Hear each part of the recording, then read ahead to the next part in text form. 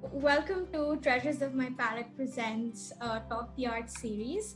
A little bit about Treasures of My Palette. It's a sort of a online platform for people to explore different forms of art and know what goes behind making an art form, and also the things around making an art form. It's not always just about the art form, it's always about the culture, the mindset, the values that goes into the art form. So Padmini ji is the founding member of the Tharangini Studios. One second. Right. And which is one of the largest collections of hand block prints in India. And through Tharangini, Padmini ji believes in bringing the community together. The ethos of Tharangini is such that each helps the other out, and Padmini ji has successfully been running Tharangini while being very true to its core values. And what I've recently discovered is that Tharangini also has workshops for people with autism and help them out through that. There are many other kinds of workshops that happen for school students, college students, to get to know about the true value of hand block printing. We were started in 77, well before you were born. And you're right, we have a huge collection of block prints, but more importantly, we have an amazing team of artisans who have been with us for quite a few decades, mainly because we don't run it as a business, we run it as a social enterprise. Here, everybody is a owner, co-owner of Tharangini's success. Our main business is printing block print fabrics for brands in US, UK, India, all over the world.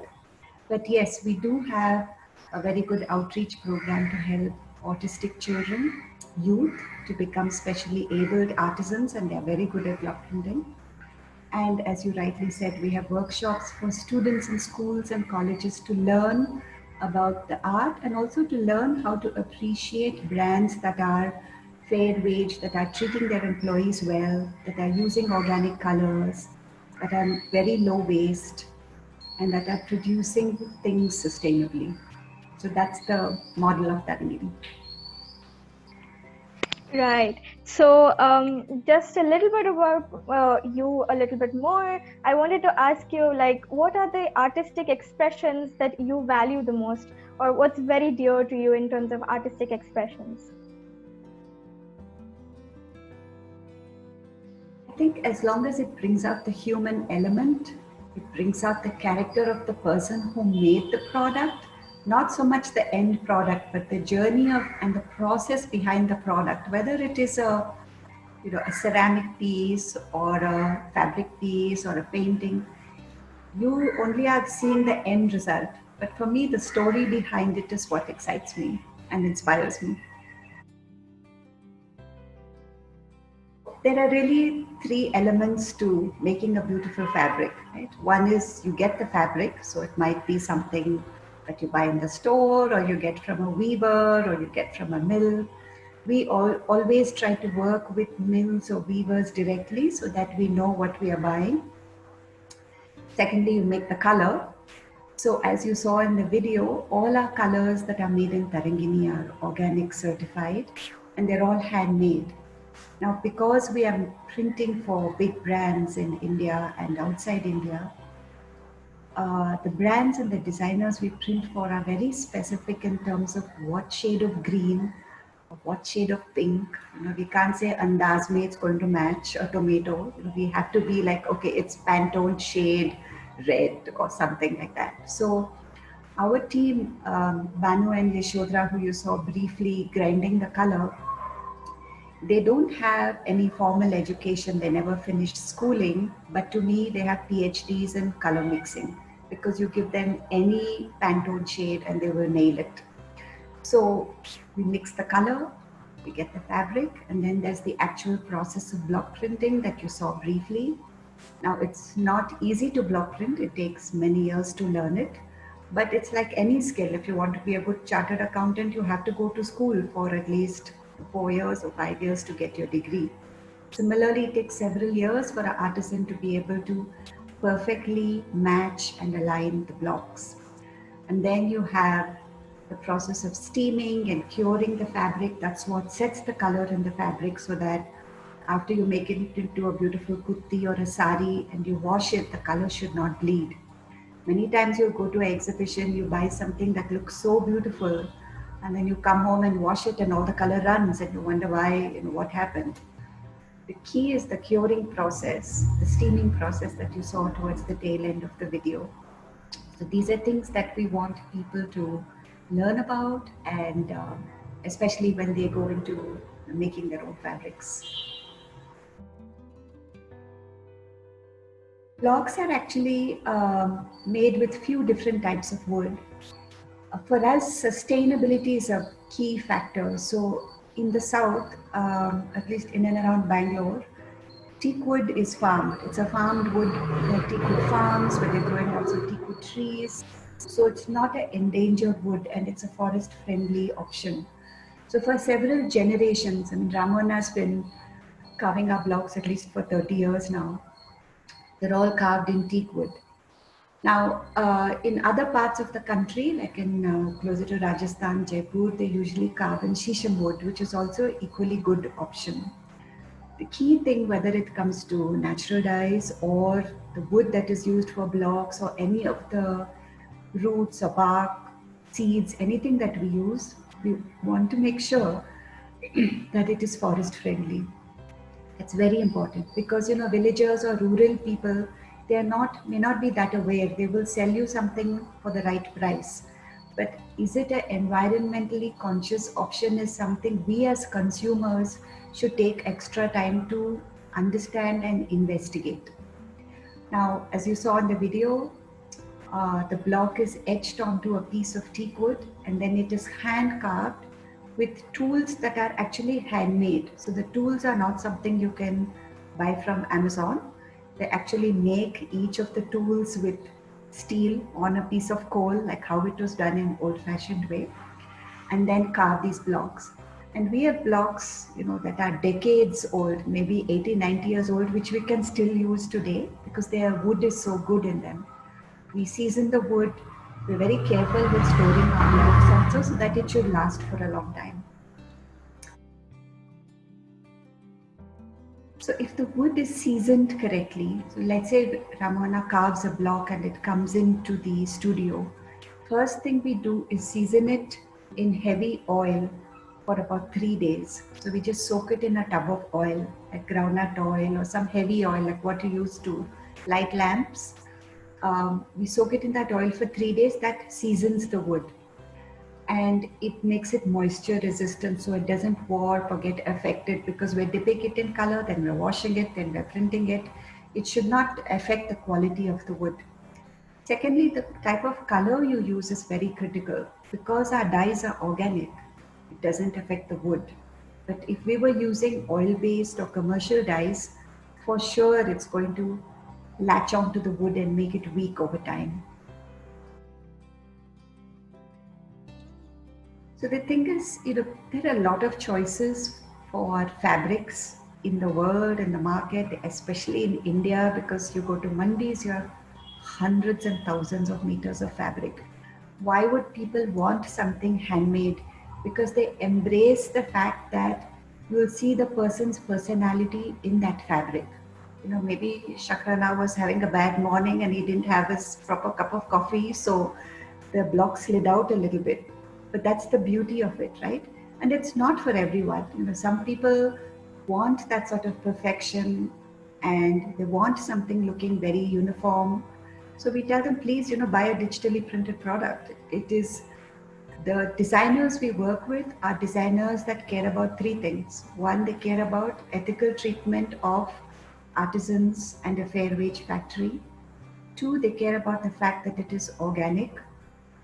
And three, that it is very low waste and it is done sustainably. That's the type of designer or the type of brands that we work with. So they're perfectly fine, with a little dot or with a little extra splash of color. And once that is there, there's no easy way to remove it, unfortunately. So you have to take the whole package. You can't say, I'm going to take 90% of the package and leave out the 10%. And by doing that, you actually contribute to waste. In textile industry, so pollution generating. There are so many wasted garments and extra fabrics that were rejected for very small, trivial reasons that are causing a huge issue of waste management in many countries, including India. So we tell people you should be able to embrace the positive and the negative and think of it as an effect and not a defect.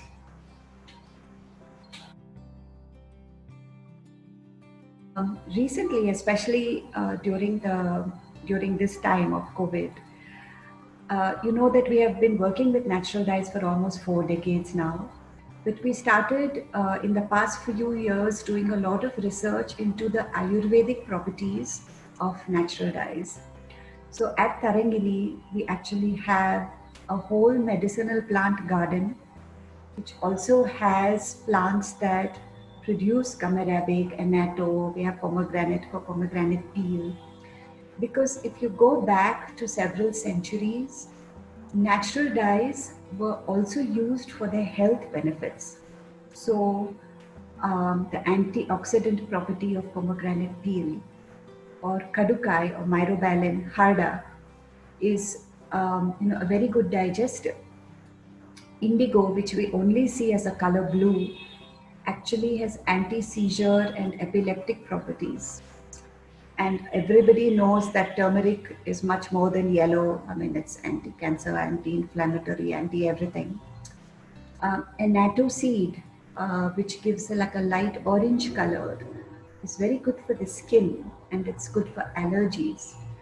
So we've collaborated, or we've been working with this very good Ayurvedic hospital in just outside Bangalore called IAIMS, and it's actually a teaching hospital as well. And we've been working with some of the plant scientists and Ayurvedic doctors there to understand these other importance of natural dyes, not just look at it as, oh, this is yellow color. And our goal in Tharangini is to impart that wisdom. We don't believe in being the center of this knowledge universe and not allow people to share it. Because when we look at sustaining the handcraft, you have to sustain and spread the knowledge about all these background elements of the handcraft so that next generation will know it, next generation will understand it and continue it. And during the time of the pandemic, actually we started analyzing what are antiviral, antimicrobial plants that we can use in natural dyes to make face masks. So all our team are using really pretty but very functional Ayurvedic face masks for use, for their families, for the friends network, etc. And it's been, a practical way of using natural dyes and looking at it more functionally than looking at it only for color. So I think the key difference is it's very regional, it's very focused, it's very local, and it is not unlike tech industry where work from home is such an easy thing to flip to. Art industry is not like that. It's very people oriented. People have to come into a place to work together. Yes, their products can be sold online and the interaction with them can be virtual. Like simple example is WhatsApp and video calls like this, WhatsApp video call, email. All of that has made connectivity very easy for artisans. You can now reach a global marketplace. All that is great. But ultimately, the working environment is very real world. So that's a key difference. And I know that one of the things that you had mentioned in your questionnaire is education.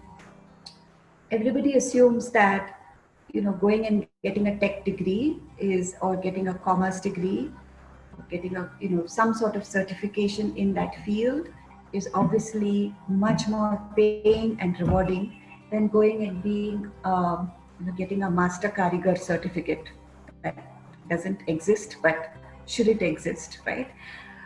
It is true because it doesn't offer a stable source of income unless you're working for a factory that supports fair wages. So in Tharangini, whether I have orders coming in or not, they are guaranteed a certain income per month. And that sort of security blanket doesn't really exist otherwise in the handcraft, handwork sector.